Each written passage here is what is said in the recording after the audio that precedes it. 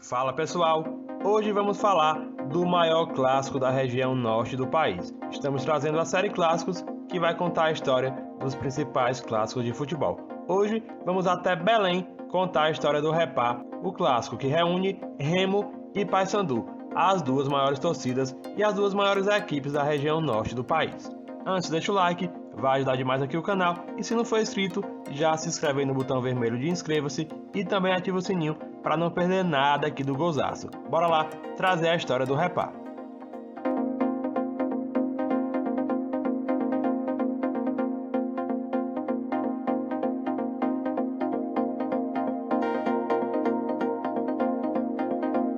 Hoje vamos contar a história do maior clássico do norte do país, o Repá, que é o clássico de futebol entre Clube do Remo e Paysandu Esporte Clube, ambos sediados na cidade de Belém, capital do estado do Pará.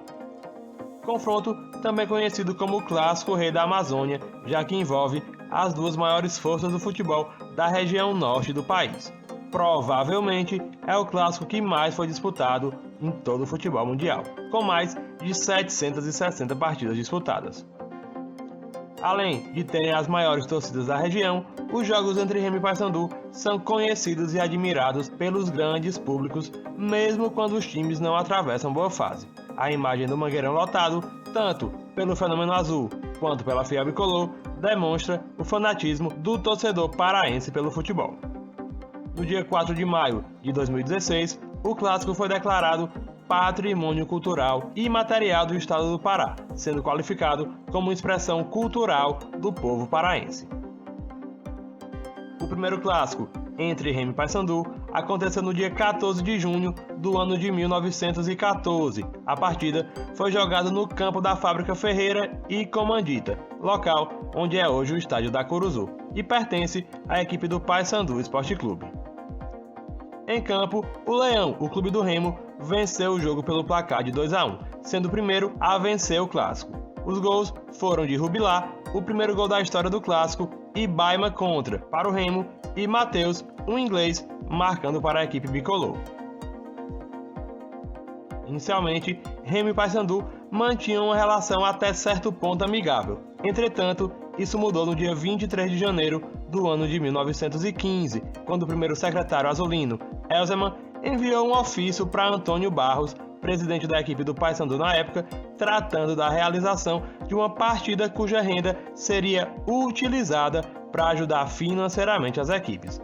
Os bicolores enviaram um ofício-resposta cercado de termos insultosos à proposta azulina. Em um segundo ofício, a diretoria do Papão aceitou o desafio sem que deixasse de lado os insultos e injúrias. No dia seguinte, o clube do Remo mandou outro ofício, dando término às relações amistosas entre os clubes. Era o início de uma das maiores rivalidades do futebol brasileiro. A maior goleada do clássico aconteceu em 22 de julho de 1945, quando o Papão aplicou 7-0 no Remo em pleno estádio Evandro Almeida, o Baenão, com destaque para Soiá, que marcou 3 vezes.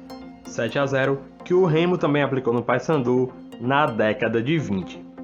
Já o maior tabu do clássico pertence ao clube do Remo, que entre janeiro de 1993 e junho de 1997 ficou 33 jogos sem perder para o Paysandu. Isso mesmo, não entenda errado, foram 33 jogos de tabu, impondo a maior invencibilidade do confronto.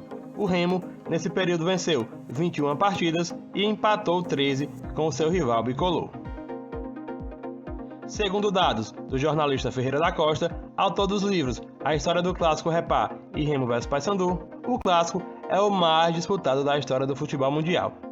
Os maiores carrascos e artilheiros do clássico são Hélio do Paysandu, que ao todo marcou nada mais nada menos que 47 gols no seu rival azulino.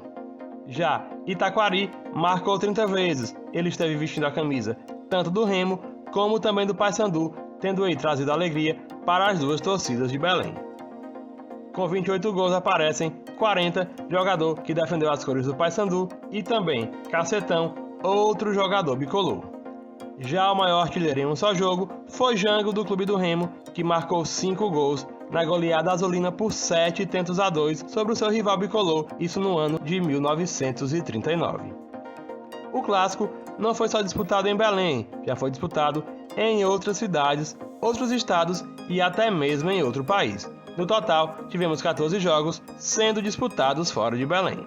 Em Paramibo, no Suriname, tivemos 3 partidas. Já em Macapá, no Amapá, Santarém, no interior do Pará e em São Luís do Maranhão, tivemos 2 partidas sendo realizadas em cada uma dessas cidades. Já em Cametá, Bragança, Soure, Barcarena e Castanhal, cada uma dessas cidades receberam um repá na história do clássico.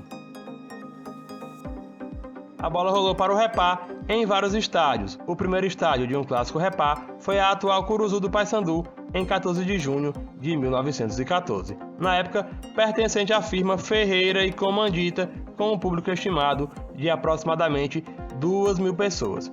A Curuzu já recebeu 190 jogos entre as duas equipes.